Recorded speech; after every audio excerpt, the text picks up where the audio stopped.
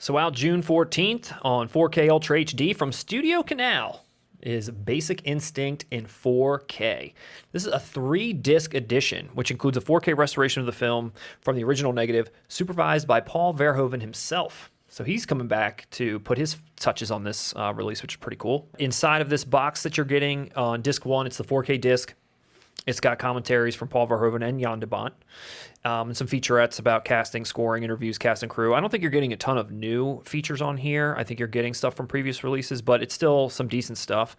Disc 2 and 3 are essentially Blu-ray discs, which include the film itself, and then all of those features that are on the 4K disc are on this Blu-ray disc too. So if you're basically buying it for the Blu-ray experience and the 4K experience, and you're getting everything on both.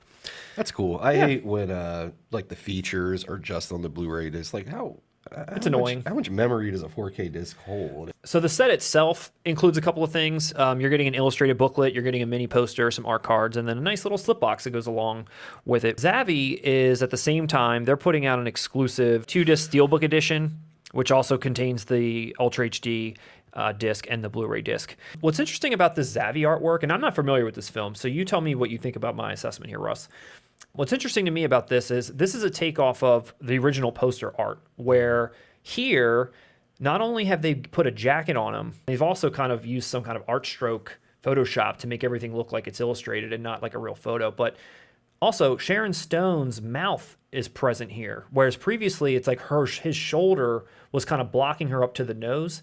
And I feel like that subtle change almost makes it different, where when she's like peering over his shoulder, it's almost like, it's like devious, it's sinister. She's like gripping into his back. I mean, it's like a sexy or sensual or also kind of like you're afraid sort of element. But this other art, it's kind of like, she's like, hey, how are you? It's just kind of a weird alteration that I feel like maybe does something different than they intended in the poster originally. That's just my take. I just think it's another example of subpar artwork. And just try to get Sharon Stone's face on it, maybe? Because she's hidden before? I've never seen this movie before. I know this is a movie that you like a lot. We've talked about Verhoeven before on the podcast with Total Recall and some other stuff, as well as Jan de Bont. Is this movie essential viewing? Is this movie day one purchase? Did you pick this up, or what's the deal? I'll be picking this up. I won't be picking up the Zavvi exclusive steelbook. I'll be picking up the other with the case. And honestly, that artwork, I'm not a huge fan of either, but I think it is vastly superior to this steelbook. Yeah, I can't tell what artwork you get here in this picture. It doesn't show the actual case itself. Like, I don't know what I'm assuming it's maybe just the same art on the box is the same on the case itself. Yes, that's what I'm assuming. And at least, as you said, you've never seen the movie. No. Anyone who isn't aware of this movie, obviously, there's sexual. Yeah, it's a sexual film. No, it's a masterpiece. It's underrated. Is it masterpiece? Is this do you think his best film, Paul Verhoeven? That's hard. Verhoeven's given us classics. How long were you having sex with him? For me personally, RoboCop's probably number one for Verhoeven. And let me say this also, I'm only familiar with his American films, so I only know the big ones. I would put Basic Instinct as number 2. Okay. I would put it above Total Recall. I would put it above Starship Troopers. Yeah, dude, this movie's incredibly solid. Wouldn't get made today. It's fun. That's the thing, just like RoboCop, all of Verhoeven's satirical elements are at play here in a pulpy, erotic film. So it's elevated. I mean, Michael Douglas is no slouch. Sharon Stone is incredible, and this is the role that defined her, obviously. Yeah. Verhoeven has fun with this material. He knows it's pulpy. He knows it's lurid, and he's not shying away from it. Michael Douglas is scuzzy in this movie. Yeah. His character Michael Douglas is pretty cool. There's no judgment. There's no this is just you're in for this ride in this fun, erotic, lurid tale. Even the ending is hilarious in its resolution. Nah, dude, this movie's a blast. Rewatchable, just like RoboCop, just like Total Recall. You can laugh at it in some ways, but Verhoeven is such a great filmmaker.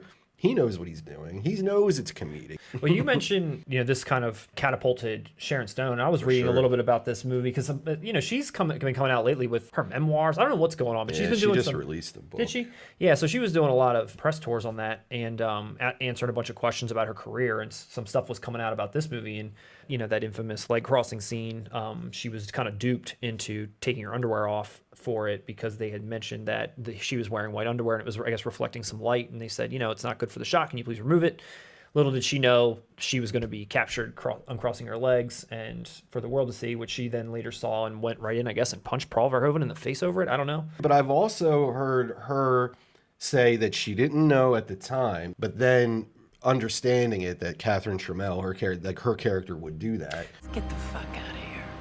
Well, in these interviews, she never came out and was like, this I was taken advantage of and I want retribution. She was saying, I was taken advantage of. I went and I took care of it the way that I wanted to by punching this guy in the face. But then in hindsight, yeah, it made sense. It did make sense for the character. I just wish I wasn't duped. Maybe if they asked me, maybe I'd be in on it a little bit more. But they didn't. I feel a lot for Sharon Stone, if I'm being honest, because think about it. She had been around for about at least 10 years before Basic Instinct. Mm-hmm. She was always the eye candy. And I feel for her. I feel like if you've seen this movie, Casino. No, she's a great actress. She's a great actress. She's beautiful, but she is a great actress. That's the thing. I think she got typecast as just, hey, you're eye candy, when it's like, no, she was capable of so much more. This role showcases it, and it utilizes her beauty with her talent. And this movie catapulted her more of a second leg of her career. For sure. Followed up with like Sliver and other great films. The catapulted Sliver. Thank you. Thank you, Billy. Or is it Steven?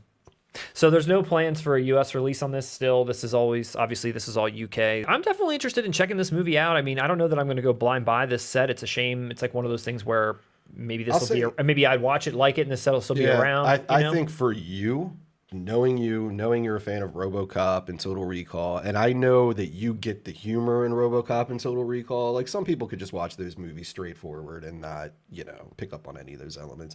I think you would understand the humor in this movie. I think you would enjoy it. Like I said, I would have to kind of tailor this one recommendation-wise. Yeah. But yes. And honestly, if anyone's watching this and hasn't seen it, if you're watching a Blu-ray podcast, go watch Basic Instinct.